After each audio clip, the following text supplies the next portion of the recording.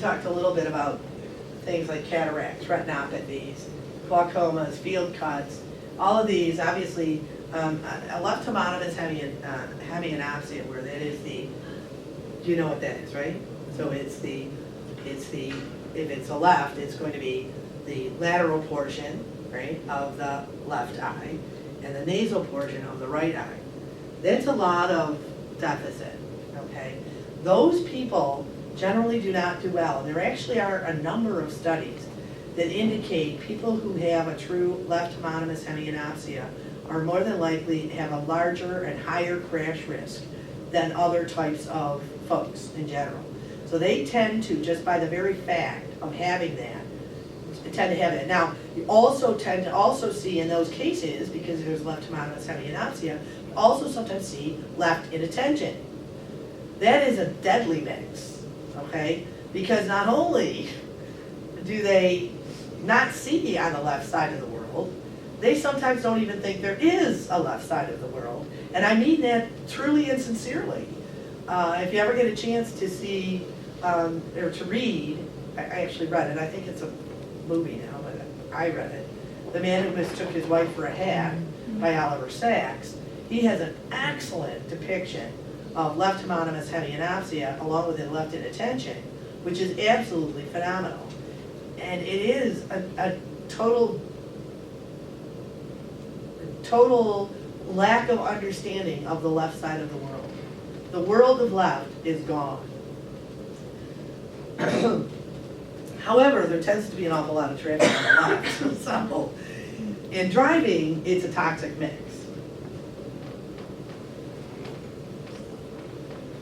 Psychiatric diseases. This is really interesting, only from the standpoint that we have a large behavioral health component. We actually have occupational therapists there too. Mood disorders, anxiety, psychosis, personality disorders, and basically we're not allowed to look at them, which was the doctors don't want to look at it. So I'm not a particular, I think there are some issues that can happen, particularly with folks that are on multiple medications. I think that in those cases, I think it's really more, in many cases, might be a medication issue. But it also might be that they really can't control any one of these things, particularly psychosis. And if they really can't, I mean, it's difficult for the person to be safe driving. However, given the litigious nature of psychological services, it appears that we can't really say an awful lot about it. So I can't. I've only seen a few people, I will say, with psychological issues that may or may not have impacted their driving. In some cases it hasn't. I have, however, also seen people who are on pain management because they want to look at their the dosages of the pain medications. We talked a little bit already about diabetes, hypothyroidism, chronic renal disease. These things tend to make people have their endurance. These are endurance issue problems generally, or in the case of diabetes, also problems with peripheral neuropathy. Chronic renal disease obviously is an issue of endurance. Arthritis, foot abnormalities, I'm not going to go into that. Obviously, if you have really bad arthritis and you can't move well, and if you have a foot abnormality, we may have to look at some other kind of way to drive. Maybe you use your hands, maybe you won't, all depends. Respiratory diseases, again, these are generally have to do with endurance issues, although obstructive sleep apnea, it's really, that's not good. If it is not controlled, it is a deadly mix because it means people can fall asleep literally when they're driving. and in ways you would not expect. Because if something is done on the same, there's a certain monotony to driving, well, folks who have sleep apnea can't stay awake and they will fall asleep. And if they can't use sleep apnea machines, CPAPs or BiPAPs or whatever to help that, they can be quite dangerous for driving. I don't generally tend to see that an awful lot, although I have on occasion, but not, it's a fairly rare thing. It's a big problem if they're doing that because they can be quite dangerous. Recently, there was a gentleman, I think, he had sleep apnea, what the heck was it? was one of those, it was up in, I think it was in, I want to say, and I could be wrong, I think it was in Canada. There was a guy had this big train accident, and it was because he had sleep apnea and fell asleep at the, I guess at the wheel, as it were. Okay, obviously if a person has syncope right now, you can't have it, but as I said, having a heart attack would be bad. Seizure disorder, in a seizure disorder, they can't do it during any of these events, you can't do it. TIAs, okay, I said that. If somebody has a hypoglycemic attack, they can't drive. They may be able to, a sleep attack, cataplexy, which I just described even with sleep apnea. Obviously, these are things that they can't do while they're doing any of these things. Kind of things.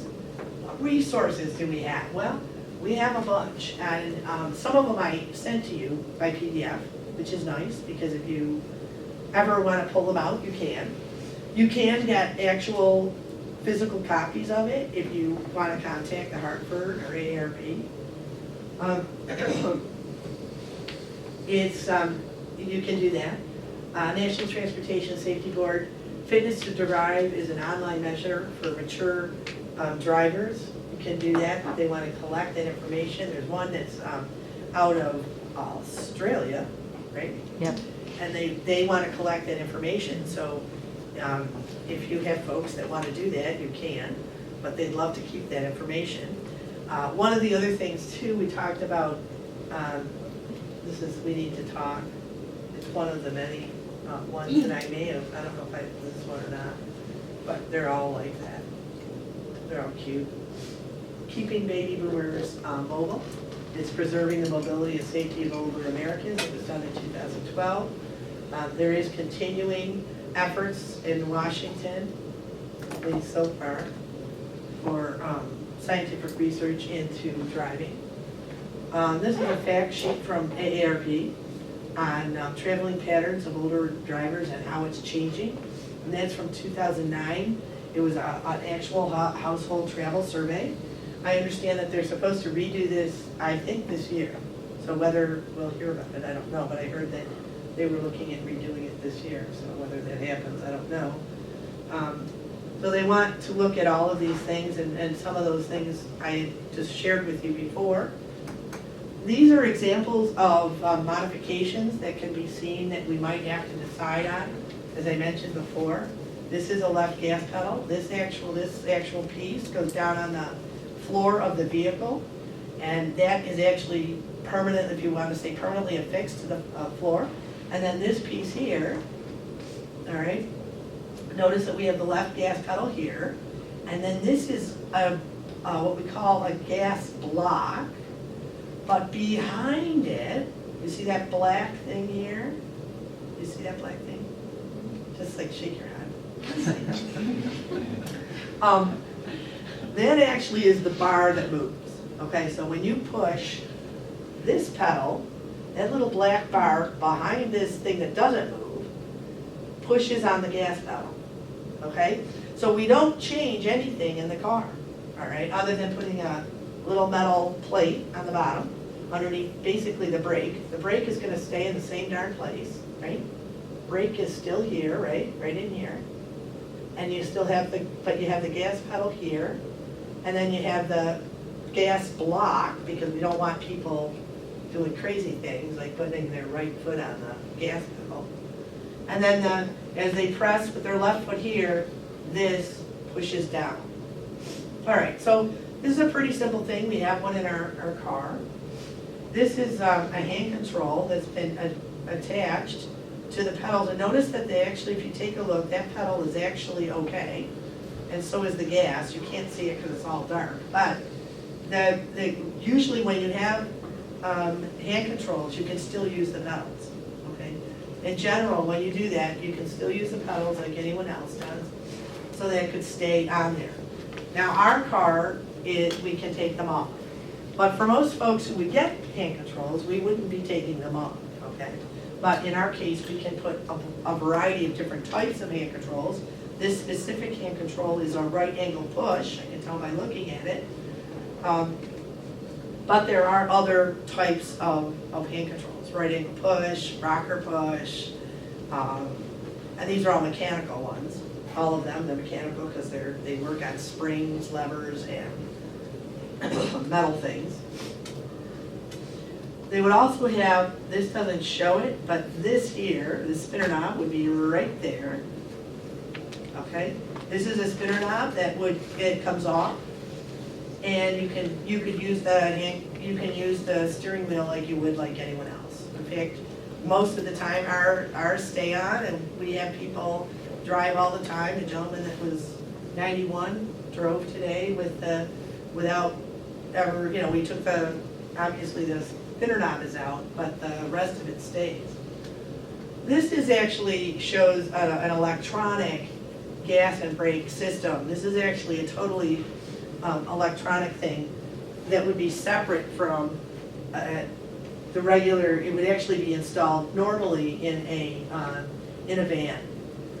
I just show that because you can go from something that's mechanical like this, all right, like we talked about this, or this is mechanical, to something that is totally electronic, that is taking away, like all of this steering would be taken away, and instead this would hook up directly to the electrical systems to actually drive the car and actually to work servo motors, as they say, to use the gas and brake. Those are really expensive, very expensive. These are modifications that can happen to vans. This is very similar to a bra and enter van. Usually the van itself will kneel. About the bottom end of the van, originally, the minivan is cut off, and about 10 to 12 inches is added so that you can have the headroom that's necessary for someone to go in.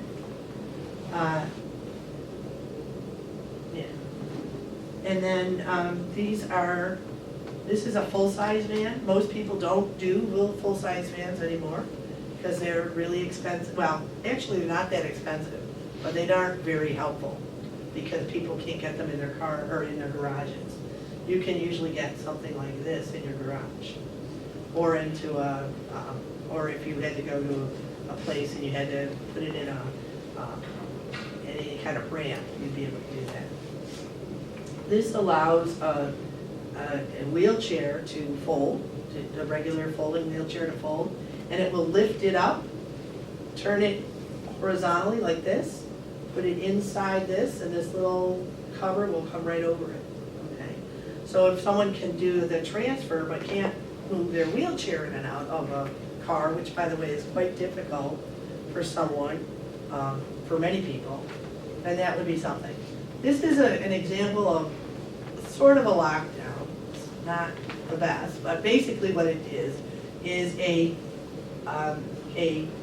plate that's on the bottom of the vehicle, usually in a van.